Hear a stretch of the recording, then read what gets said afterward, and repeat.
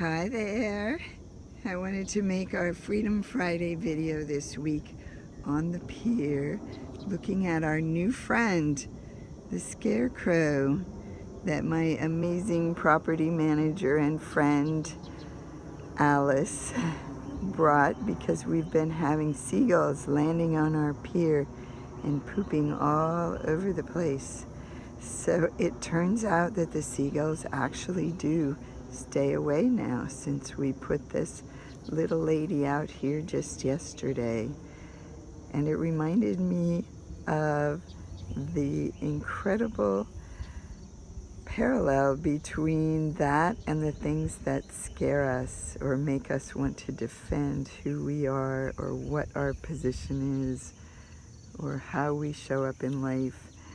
It's funny how things happen seasonally too, and this fall I really noticed that right after Labor Day we started getting all of these sparkles on the water.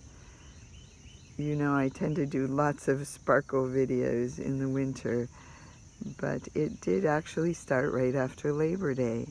And the other thing that happened that seems to come around seasonally for me is that when I'm teaching this amazing unit on the gold mine of times when we feel defensive or hurt by the way a person is seeing us, that seems to happen for me too.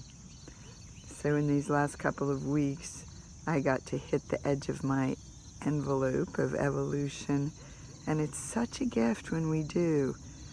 No matter how far you've come, when you find that things are hurting, you get a chance to meet that littlest part of you that still feels clueless in the face of something.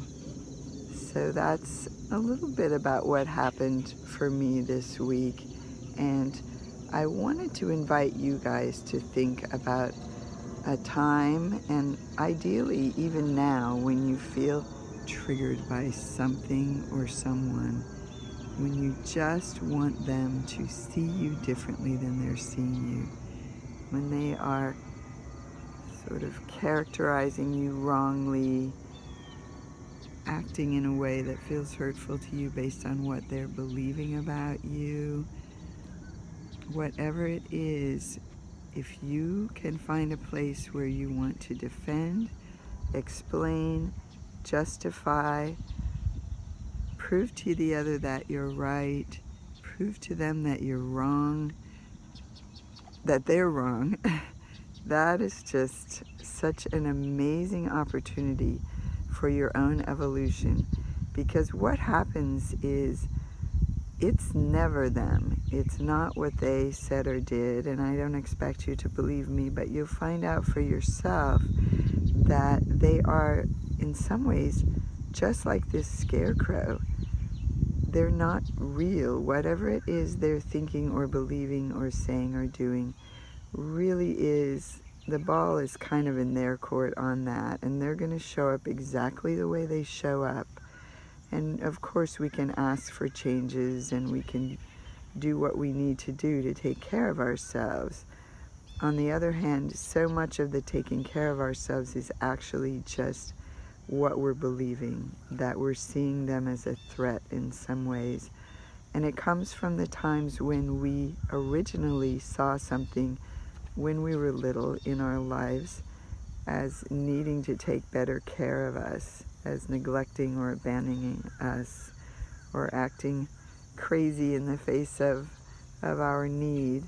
And we made decisions.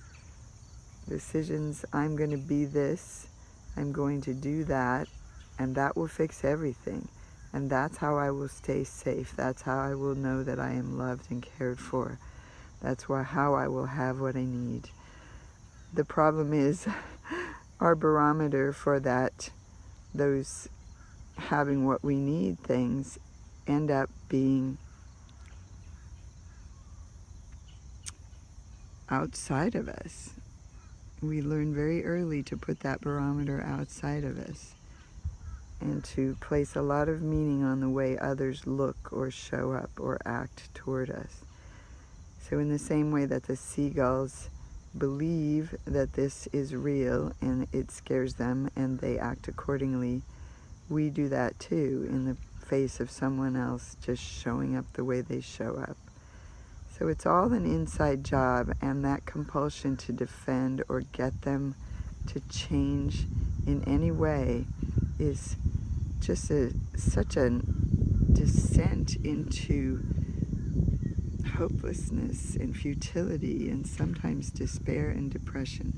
So it's really amazing when you can use it as your path to peace, as an incredible opportunity for evolution. And that's the unit that we're on now in our year-long mastermind group. It's September. We're back around to the defensiveness unit.